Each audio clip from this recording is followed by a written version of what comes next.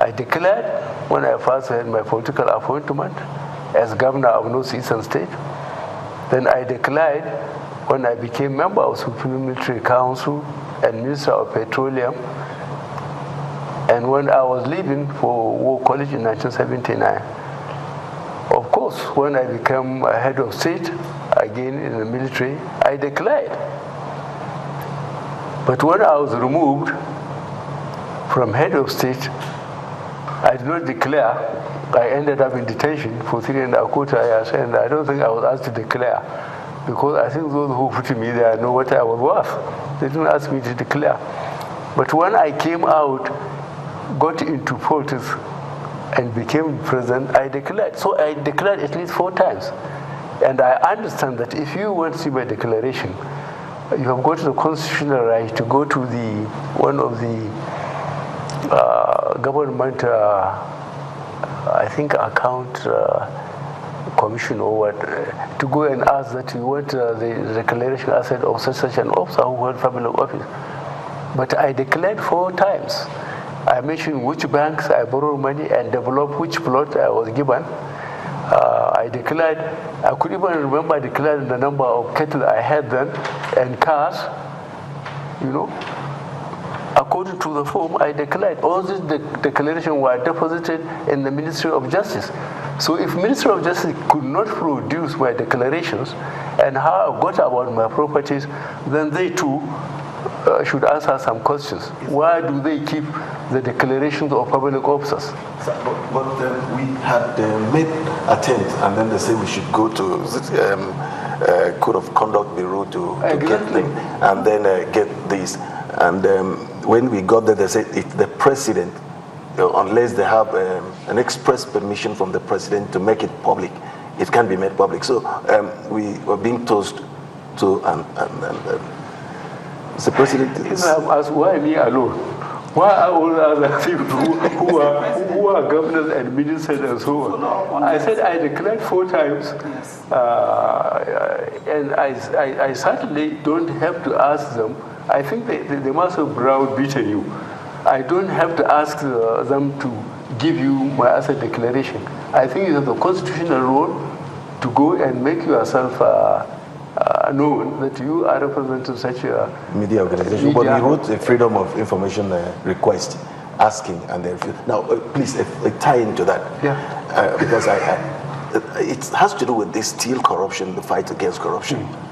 Now you are perceived to be fighting this corruption lopsidedly. People from the one party, that's a perception of a lot of people, and even the people who belong to that party, the previous government. Whereas there are also people in your party who also have this thing on their necks, and there are some of them are in your cabinet. It's the president. Tell us, why are they there? And these other people are in the court and they're being arrested. In the court? Yes, in the court. Some others are in court, and these other ones are in the cabinet. Yeah, well, I haven't been a Democrat for how long now? Since April 2002. I don't think I tolerate corruption. I don't think I have picked anybody that I know would embarrass my government. But if you have got any evidence about any of my ministers, I accept the responsibility for the 36 ministers I have, although I have 24 ministries. I think if you've got the facts, you have got the right as a Nigerian citizen to take them to court. To say you don't want ABC in cabinet because they've got a case in court. I don't think I have taken anybody among the ministers who has got a case on court on corruption. Tell me one out of the 36. So what we are saying is the issue is that some of them have been arrested by the government and then they are being prosecuted, you know, and they feel it is only one-sided. No, not ministers. Not ministers. Some other persons who were in previous government, and some of these people who are in the government were also in government, and they kind of, there's a perception that they were corrupt, and then even some television networks showed clips and brought things they call evidence. I'm not in the court, I'm not a judge. I cannot claim that they were exact or they were true evidences or stuff. But they were on the public domain. Newspapers carried the stories, and I don't know where I was, how I missed that. But I know conscientiously I do not pick any person that has been in court for corruption. I don't think I would have deliberately made that mistake. So in essence, Mr. President is saying that if you find any member of your cabinet, you will definitely sack them? Certainly. Not only sacking, I will insist that the case go back through the court. Okay. I will certainly do that. President, sir. Yes. The members of your cabinet, how many of them have declared their assets? Because they're also in position to manage a lot of money. Yes, well, that is a constitutional issue, as I said. Have they declared their assets? They are supposed to declare assets. I don't have to line them up. They know they have to declare their assets. Okay. Who is going to make sure that they do it? They will make sure they do it themselves because they are a constitutional issue. Even the governors, I haven't heard. We all focused on you and your assets. You want me to do that job? We need to hear that your ministers have also declared their assets. All right, now let's move on very quickly, Your Excellency. Let's look at the issue of security. And when we talk about security or insecurity in Nigeria, one of the sore points that continue to plague this nation, which President Obama, Prime Minister of the United Kingdom, David Cameron, everybody all around the world, they've continued to talk about it consistently, is the issue of the Chibok girls. And recently, we've heard that there is a technical defeat of Boko Haram. But we know for a fact that Mr. President did say during the election and even after the election that until, I think it was at the swearing in, Your Excellency, that you said that Boko Haram will be defeated when we sort out the issue of all the people that were kidnapped by Boko Haram, including the Chibok girls, and you got a loud ovation for that.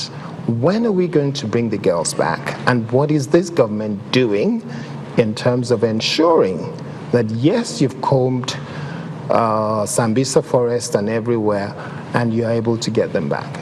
I think this is about the third time I will answer this question on Chibok girls. I could recall mentioning that some leadership of Boko Haram, perceived leadership of Boko Haram, wanted to make contact. But we insisted on establishing the bona fide of the so-called Boko Haram leadership before we can agree to negotiate with them on what terms would they release the girls to us so that we can take them to their parents and back to their school. That's number one. Number two, we want to be sure, that they are complete, 209 I think, and that they are safe and sound. But what we know so far, by attacking some of the locations in Bizapur and so on, no Chibok girl has been recovered. They must have dispersed them all over the place. And we wanted, as far as humanly possible, although some of the parents are that desperate, they would rather see their grave, see them in their grave, than the condition some of them are alleged to have been in. We are still keeping our option open that if a credible leadership of Boko Haram can be established and they tell us where those guys are, we are prepared to negotiate with them without any precondition. This we have made it absolutely clear. But while they are keeping the Chibok girls, they must not get away with the idea that we will not attempt to secure the rest of Nigeria. Okay, so does Mr. President believe, or do you have intelligence that confirms that, yes, the girls are still alive and they are in the possession of Boko Haram? Do you have that intelligence? That's what I'm looking for. I said we are looking for a credible Boko Haram leadership that will convince us that the girls are there and are alive. If any Boko Haram terrorist come out and said he is a leader and that he knows where Chibok girls are, we can't automatically believe him. But what about our intelligence, both military and civil intelligence through SSS and the rest of them? Do they have any information that confirms to Nigerians, and especially the office of the president, that we know for a fact that Chibok girls are alive and they are okay and they are in this location or that location or wherever it is they are? Do we have any information whatsoever? Not credible information. I am working with Niger, with Chad, with Cameroon, and I assure you that the question of Chibok girls is all in our minds for even humanitarian reasons. But there is no firm intelligence where those girls are physically and what condition they are in. But what we believe from our intelligence, they keep shifting them around so that they are not taken by surprise and they get freed. And they are not kept, the whole lot of them, not in one place. And we don't know how many divisions they made of them and where they are.